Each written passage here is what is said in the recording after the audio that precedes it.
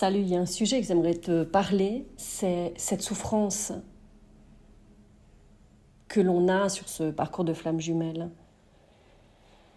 Et je dirais aujourd'hui, mais qu'est-ce qui te garde dans la souffrance sur ce parcours finalement ? Eh bien, c'est l'amour. Alors, je t'explique. Non, c'est pas l'amour fait souffrir de cette croyance populaire, mais l'envie de vivre cet amour et qui ne peut l'être. Et là, je te poserai la question, qu'est-ce qui te retient de le vivre alors ? Ton autre, tu me dis ? Alors je te répondrai, détache l'amour de quelqu'un, de ce quelqu'un. Lorsque j'ai décidé de vivre cet amour dans la matière, de poser concrètement cette envie, et que l'autre vivait sa vie de son côté, j'ai voulu arrêter de vivre ma vie en parallèle de la sienne.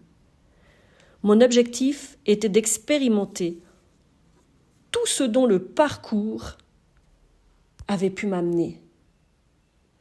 Parce que d'être dans cette période où tu te retrouves dans ce sentiment où tu te sens libre, où tu te sens bien, où tu te sens détaché, à quoi ça sert de reconnecter à cet amour si finalement ensuite tu ne peux pas le vivre concrètement dans la matière ?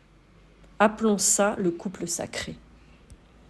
Le couple sacré, c'est créer le couple exactement à l'image de qui on est, en étant détaché des conditionnements, des croyances et de ce qu'on a pu apprendre ou entendre au sujet du couple et de l'amour. Donc tu vois là-dedans, c'est cela la souffrance, c'est renoncer à l'amour. C'est ne pas le vivre, et je dirais même c'est ne pas pouvoir le vivre, en pensant devoir rester là, loyal, fidèle, parce que c'est lui, parce que c'est l'unique. Donc moi je te parle là avec des formes masculines, parce que c'est ma configuration, mais tu le mets à ta sauce, d'accord ? Et puis dans ces phrases de « parce que j'ai jamais ressenti cela avec personne d'autre ». Mais tu sais que c'est se priver, c'est s'éteindre, c'est s'interdire. Sur ce parcours, on te donne des choses à suivre à la lettre et qui te gardent dans l'illusion de ce couple et de cet amour.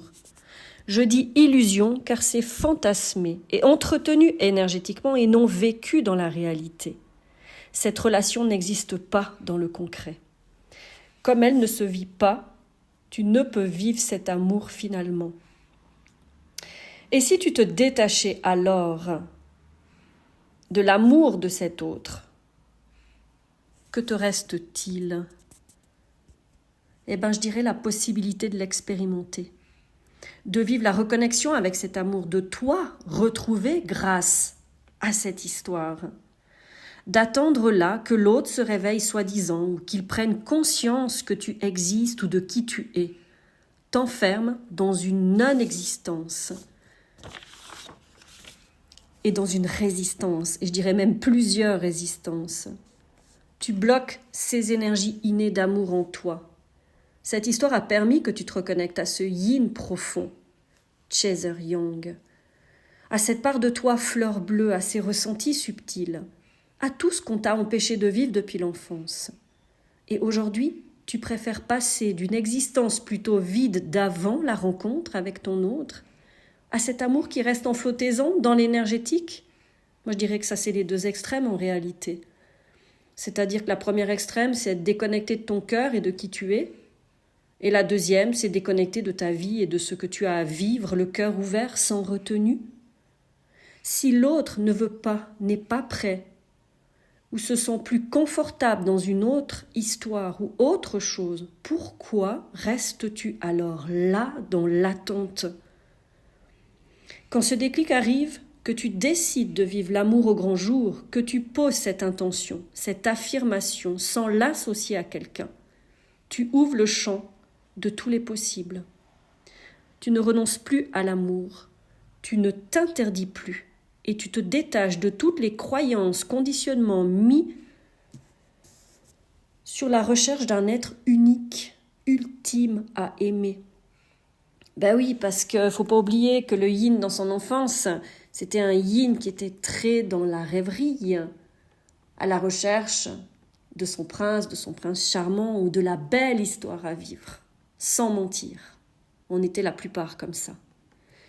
Donc la souffrance est ce que l'on s'inflige en tant que yin la mise à distance de l'amour, de ce que l'on est en réalité, cette façon d'être l'amour. Moi j'appelle ça les bisounours. C'est être un être aimant de façon naturelle. Ça ne nous demande pas d'effort d'aimer, ça ne nous demande pas d'effort au fait d'entretenir ces liens d'amour. En fait, on n'aurait même pas à dire d'entretenir, ça se fait tout seul. Mais c'est très mal perçu en face parce que les gens n'ont pas l'habitude et on a été éduqués de ne pas trop recevoir non plus. Le but pour nous de cet amour-là, c'est de le propager, de le partager dans ce monde stérile, froid et plutôt éteint. Il était déjà difficile, enfant, de l'assumer. Nous l'avons cloîtré, nous l'avons diminué, nous l'avons protégé, nous avons essayé de faire comme les autres. Aujourd'hui, grâce à cette rencontre, tu l'as à nouveau laissé jaillir.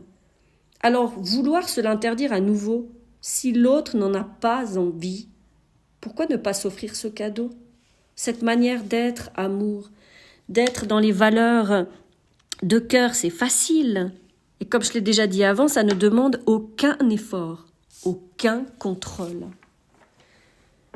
C'est rester attaché à une forme de couple, en fait, idéalisée, qui te fait souffrir. C'est laisser l'autre dans son choix. Et ce n'est pas renoncer à l'amour, justement. C'est renoncer à ce qui n'est pas, à ce qui ne peut pas être. Et c'est s'ouvrir à l'envie de vivre l'amour, cette intensité dans ce monde. L'univers fait en sorte ensuite de te le permettre. Détache-toi du résultat et tu verras.